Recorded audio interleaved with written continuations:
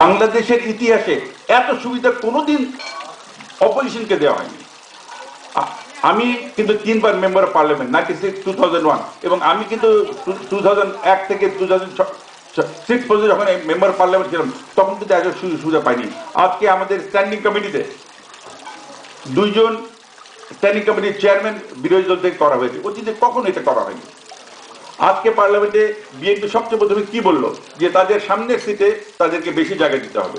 বাংলাদেশের পার্লামেন্টের সামনের কাতারে 30টা সিট আছে, তো 30টা সিটের মধ্যে ন্যাচারালি ইট উইল বি একটা প্রপোর্শন অনুযায়ী ভাগ হবে।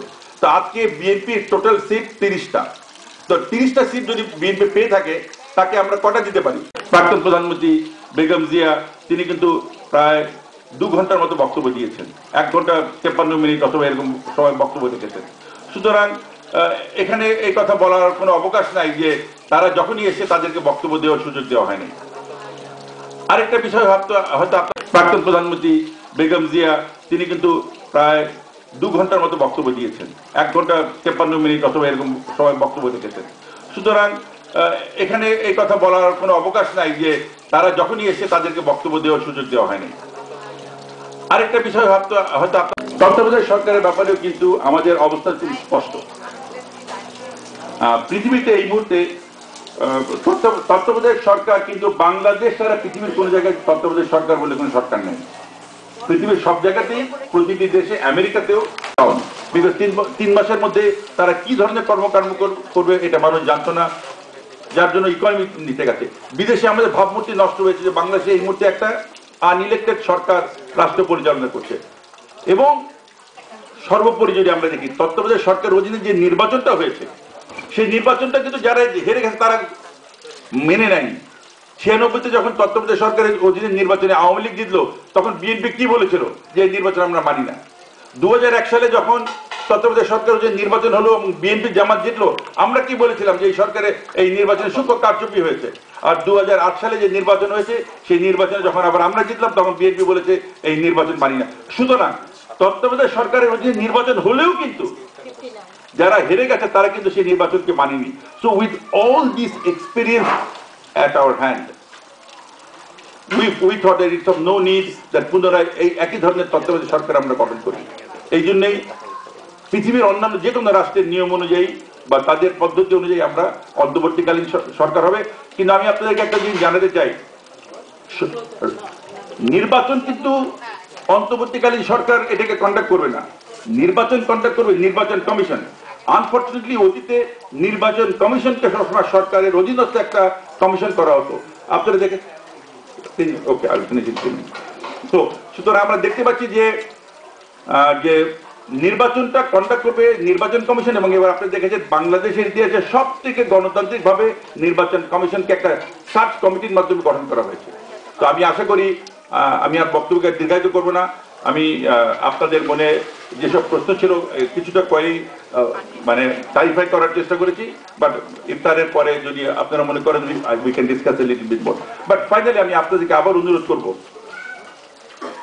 বাংলাদেশ আপনাদের দেশ এবং ইনশাআল্লাহ দেশ এগিয়ে যাচ্ছে এবং আমরা বিশ্বাস করি বাংলাদেশে যে আপনারা বাংলাদেশের বেস্ট চান। তো আমি আপনাদের অনুরোধ করবো আবার আপনারা সংঘবদ্ধ হন, একত্রিত যেভাবে সাহায্য করেছেন আগামীতেও আপনাদের এই সাহায্য অব্যাহত থাকবে, আপনাদের সমর্থন অব্যাহত থাকবে। বাংলাদেশের মানুষকে নিয়ে আপনারা দোয়া করবেন, আশীর্বাদ করবেন এবং বিশেষ করে আমাদের জননেত্রী শেখ হাসিনা এবং আমাদের সরকার যাতে আমাদের দায়িত্ব সুষ্ঠুভাবে পালন করতে পারে এই জন্য আপনাদের দোয়া আশীর্বাদ কামনা করে আপনাদের সকলকে আন্তরিক ধন্যবাদ জানিয়ে এবং কিছুদিন পরে ঈদ, পবিত্র ঈদের শুভেচ্ছা জানিয়ে আমি আমার বক্তব্য শেষ করছি। এবং ফাইনালি ওয়ান্স এগেইন আমি নবগঠিত যে আওয়ামী লীগের যে কমিটি সেই কমিটিকে আন্তরিক ধন্যবাদ অভিনন্দন জানাই এবং আশা করি তাদের নেতৃত্বে আমাদের সংগঠন আরো শক্তিশালী হবে, আমরা আগের সামনে এগিয়ে যাব। এ লট অফ থ্যাঙ্কস নবগঠিত যে আওয়ামী লীগের যে কমিটি সেই কমিটিকে আন্তরিক ধন্যবাদ অভিনন্দন জানাই এবং আশা করি তাদের নেতৃত্বে আমাদের সংগঠন আরো শক্তিশালী হবে, আমরা আগের সামনে এগিয়ে যাব। A lot of thanks to Congressman. Thank you very, very much.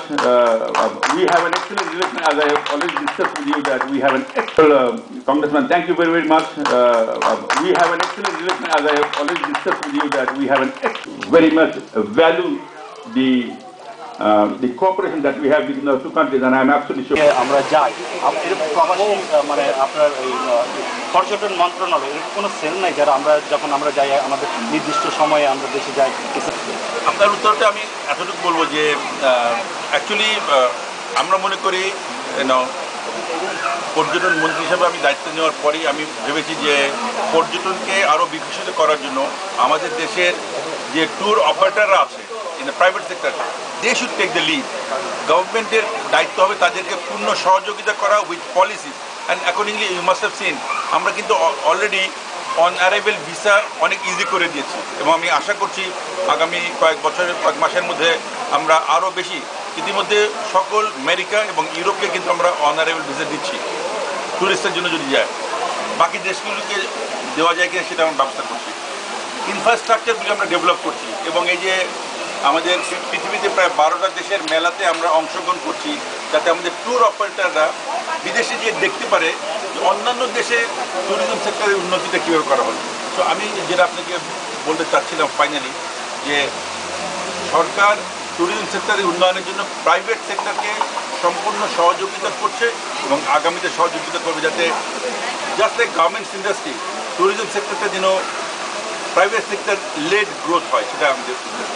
পৃথিবীর বিভিন্ন দেশ থেকে কিন্তু ট্যুরিস্টরা এখন অলরেডি বাংলাদেশে যাচ্ছে। You will be very happy to know, আজকে থেকে 1 মাস আগে আমরা বাংলাদেশকে ট্যুরিস্ট ডেস্টিনেশন হিসাবে আরও বেশি সুন্দরভাবে গড়ে তোলার জন্য বা বিশ্বব্যাপী দেখাবার জন্য একটা ফ্যামিলাইজেশন ট্যুরের ব্যবস্থা করেছিলাম।